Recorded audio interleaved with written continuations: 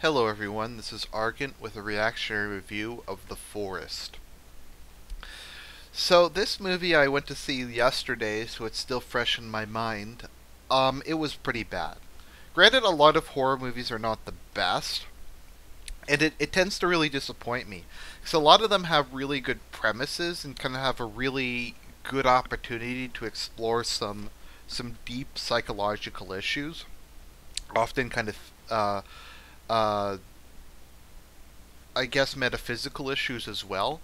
Horror is kind of good, kind of like sci-fi as an existential metaphor to describe fundamentals, moral quandaries, or fundamental metaphysical issues, or just things like that, um, through kind of a more practical, real-world thing. Like, as I like to say, The Matrix is about what is real.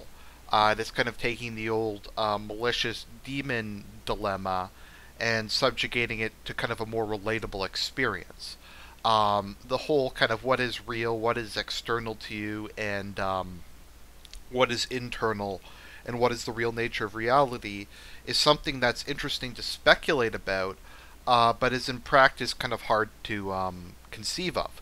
And so we have that movie to kind of explore the concept in a kind of a more relatable fashion. A bit like Minority Report is to explore the nature of fate in a more relatable fashion. What is predetermined, what is not predetermined, what about the future, etc. And you take kind of this abstract concept and you explore it, and it has a certain profundity to it that a lot of similar things often lack. Um, so we have that. And this film had a lot of opportunity for that, but it kind of self-destructed. I actually think the premise was pretty good.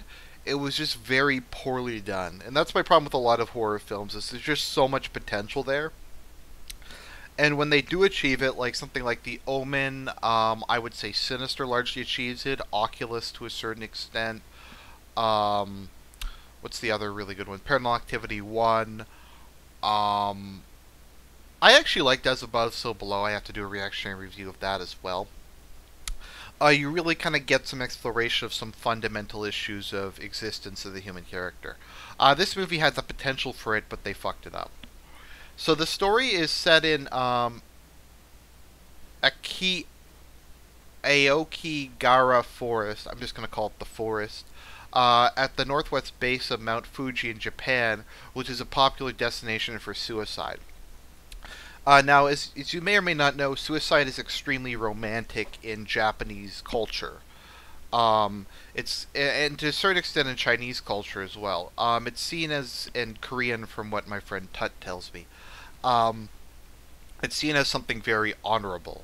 If you fail, a way to regain your honor is basically to kill yourself.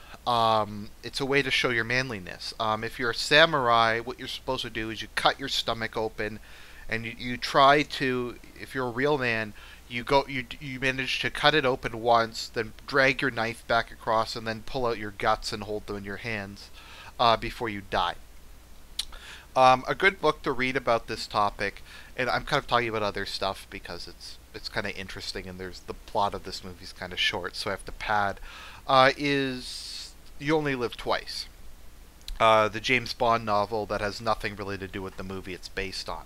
But the whole book is just about Japan's reactions to the postmodern world, the reactions to losing World War II, and the massive suicide it is. Blofeld's kind of evil scheme in it is he creates something a bit like the forest, which is kind of the ultimate romantic place to go commit suicide. And Bond has to go in and stop him because the suicide rate's starting to affect Japan's population. So, so the main character is played by Natalie Dormer. Now, I used to think she was really attractive. She's not a bad-looking girl, but Iberians like RG, she looks like an Ayla Mao. And she kind of does. She just has a very, like, just kind of her eyes are very large and far apart in her facial structure. She's not a bad looking girl, it's just she's kind of weird looking. So Sarah Price, we'll just call her Sarah, receives a phone call from the Japanese police telling her that her twin sister, Jess, who's also played by the same actress, is dead as she was going to the forest, presumably to commit suicide. Why she goes to the forest, why she presumably wants to kill herself, is never established or explained in this movie. And it kind of misses out on maybe kind of giving some more contrast. They're identical twins, which I think had a lot of kind of interesting potential, and you can see as the various parts in the movie, but they never really develop it. So her fiance is like, this is a really bad idea. You're going to go across the world to some randy country and go to this like dangerous forest. She says no, and arrives at the hotel where her sister was staying. They at the hotel they have a bunch of bodies of people who have committed suicide in the forest, and they think one of them is her sister, but it actually isn't, and we get some crappy jump scares. So she gets drunk with some reporter she meets named Aiden, who claims to be an Australian reporter with who's there with a travel magazine to do a story on the forest. Because a forest full of ghosts that kill people, make people have delusions, and most people in Japan go to commit suicide, is a pretty big news story. So they drink together. So she tells Aiden that her parents had an accident. As we'll find out later, though, her family was killed in a murder-suicide initiated by her father, which her sister witnessed. Now this has a lot of potential. There's kind of the same person before the incident, and what ultimately changed them was her sister looked and saw the bodies of her mother and father and kind of accepted what had happened, of a more dark and depressed person who got into trouble, and whereas Sarah looked away and she's living a lie, but on the surface she's more sick. So Sarah's determined to go into the forest. And Aiden says, look, I'm going to go into the forest tomorrow as part of my story. What I would like to record all our conversations together, because this human interest piece of this American girl going to search for her is a good it's a good framing piece for a story about the forest. I mean, that makes sense to me. Not a bad kind of setup. So they're going to go in with a park ranger named Mishi. So we got kind of the guy who can explain things, we got kind of the reporter, and we got the girl who's kind of the fish out of water. Once again, this is not a bad concept for a movie. You got kind of this exotic location, this creepy forest in Japan. You got this thing where it's portals to the underworld, or at least that's what they say, because underneath there's ice caverns, which are said to be full of ghosts and demons, and where are kind of open portals between this realm and the spirit realm. So that's kind of interesting. The way the forest itself works is pretty neat. Basically, if you're depressed or you're sad or you're regretful, the forest will use that against you as kind of a way to get you to kill yourself. So they go through the forest and they discover a person who's out there in a tent. The park ranger says if you bring a tent along, it means you're unsure whether or not you're going to kill yourself. So he manages to talk that guy out of doing it, and they continue on. Just before dark, they find her sister's tent, and her clothes are up, etc. So Sarah decides that Jess is probably going to, is just camping out and has decided not to kill herself, that she'll be back soon enough. The park ranger tries to tell them, you guys have to leave, this is extremely dangerous. Sarah refuses to leave though, and Aiden decides to stay behind because he feels bad for her. He's also attracted to her. So Aiden and her stay there, and Jess begins to have delusions throughout, Sarah begins to have delusions throughout the night. She also sees some random Japanese girl who claims that she has also come to the forest to look for her sister. The Japanese schoolgirl tells her that her sister is still alive and needs her help before disappearing. The girl is obviously an evil ghost, but the main character is dumb like in all horror movies. They manage to make it through the night, and the next day Aiden and her are walking along. She begins to have hallucinations, and she gets the impression that Aiden has uh, been recording even their more private, personal conversations. Um, Sarah kind of starts to develop paranoia, and she demands Aiden's phone.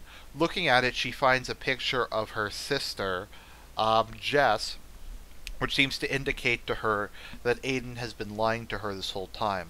She succeeds in questioning Aiden and finds out that he doesn't actually have a brother who's always in trouble that they had when they were kind of commiserating earlier, and that he was just lying to her to try and pick up chicks at a bar. So she decides that the fact that he kind of lied about something like that means that he's actually a serial killer, and she runs away from him. Meanwhile, her fiance shows up and with a team begins to scour the forest for the missing people. As she runs away, she falls into an ice cave, and it looks like she breaks her arm, but a scene later, her arm's perfectly fine.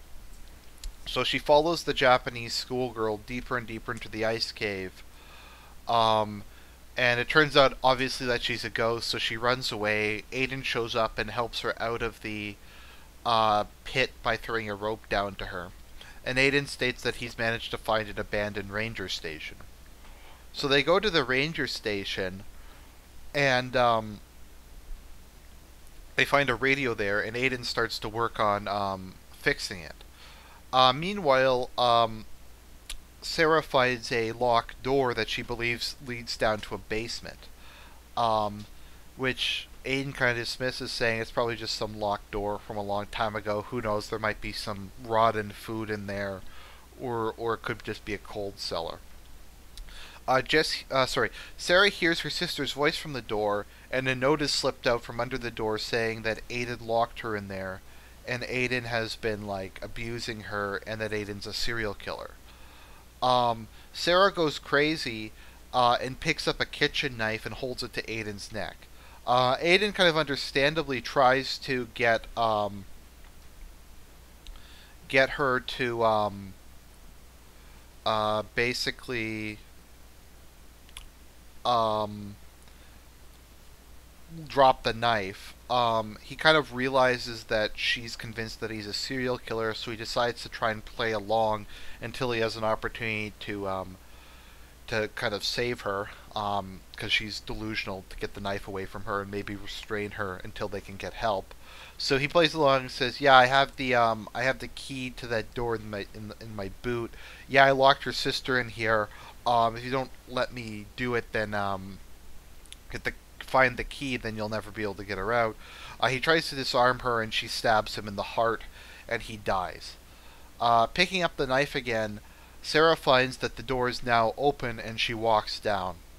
Walking down, she succeeds in finally seeing her father and mother's corpses, which she had looked away from previously. This is all in a dream.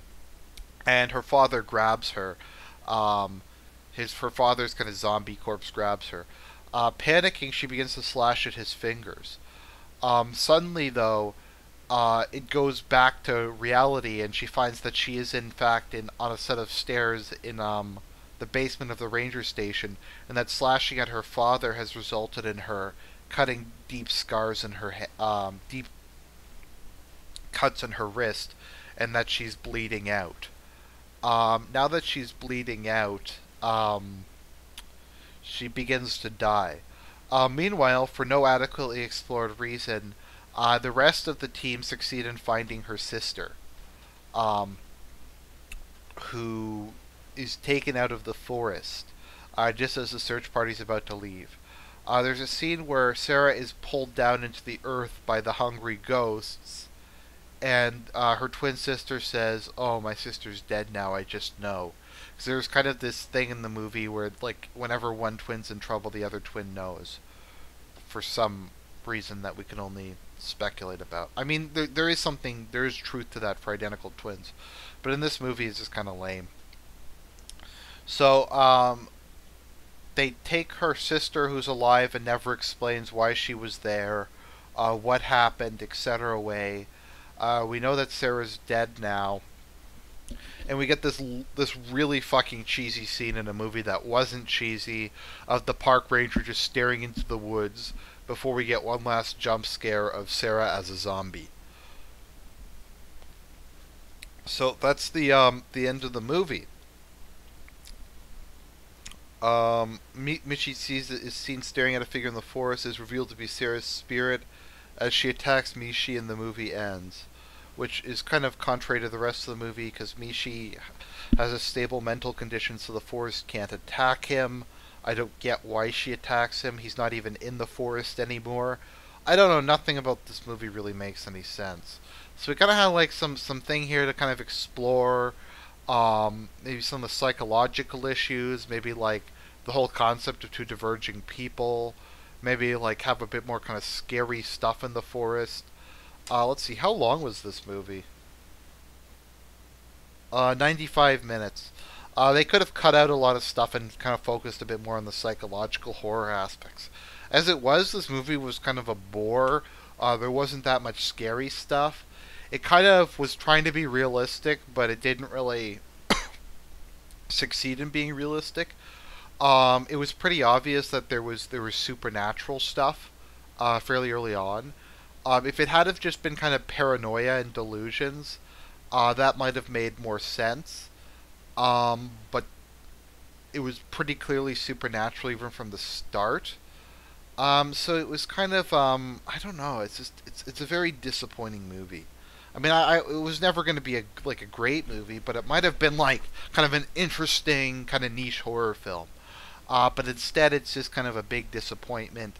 It's kind of a big pile of crap, and I can't really recommend it to anyone. So I hope you enjoyed the review at least. So watch the review, but don't watch the movie. It's pretty terrible. This is Argent, signing out.